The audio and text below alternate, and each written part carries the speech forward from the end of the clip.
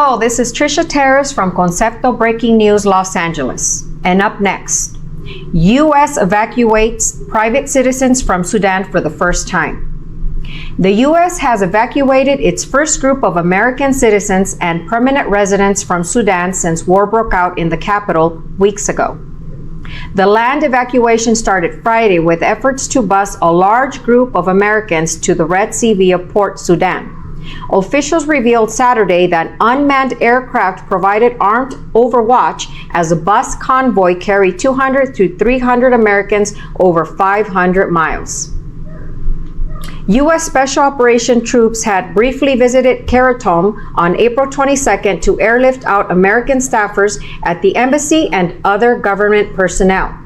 A wide-ranging group of international mediators, including African and Arab nations, the United Nations, and the United States, has only managed to achieve a series of fragile temporary ceasefires.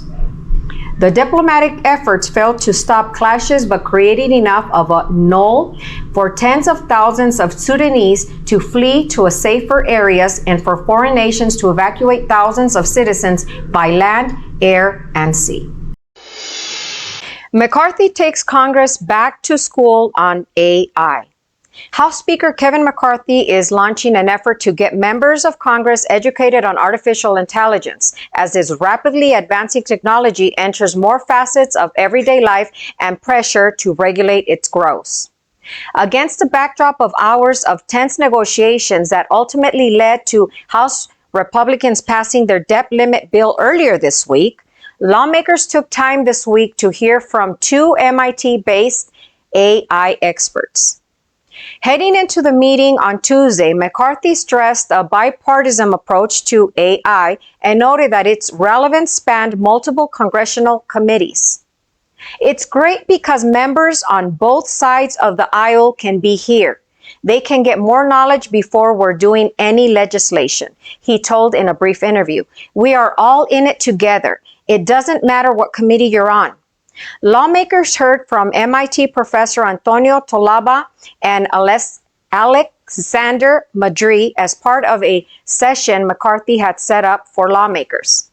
I took a number of members out to MIT for more than a year, McCarthy said. MIT actually had a course on AI and quantum that the generals in our military take. So I had them develop a course for members on our Intel committee as well, and others, McCarthy said. You can never go wrong with Congress being educated on subjects, and especially subjects that are going to harbor into the future.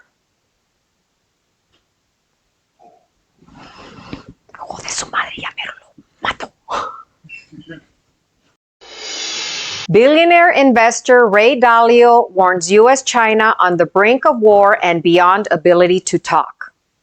After American billionaire Ray Dalio returned from his China trip with grim warnings, policy experts are chiming in on the scale of the threat the Communist Chinese Party poses to national security. Through his LinkedIn profile, Dalio published an article focusing on the great power conflict and what's going on with China. He claimed the piece is informed by two recent visits to Beijing, where he spent a total of 13 days. The United States and China are on the brink of war and are beyond the ability to talk, Dalio wrote. I want to emphasize that by saying that they are on the brink, I don't mean to say that they will necessarily go over the brink. I mean to say that they are very close to crossing red lines that, if crossed, will irrevocably push them over the brink into some type of war that damages these two countries and causes damage to the world order in severe and irrevocable ways, like Russia's invasion of Ukraine did for Russia and the world, just much bigger.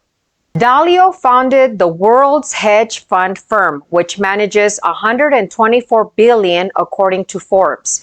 The billionaire has been criticized for his financial exposure to Chinese government in 2021. Dalio equated human rights abuses in China to racism in America and rhetorically asked whether or not he should still be investing in the U.S.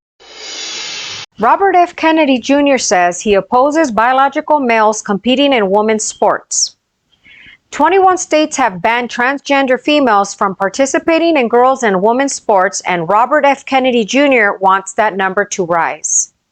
The son of former New York Senator appeared on CNN Saturday morning and said he opposes biological males participating in female sports.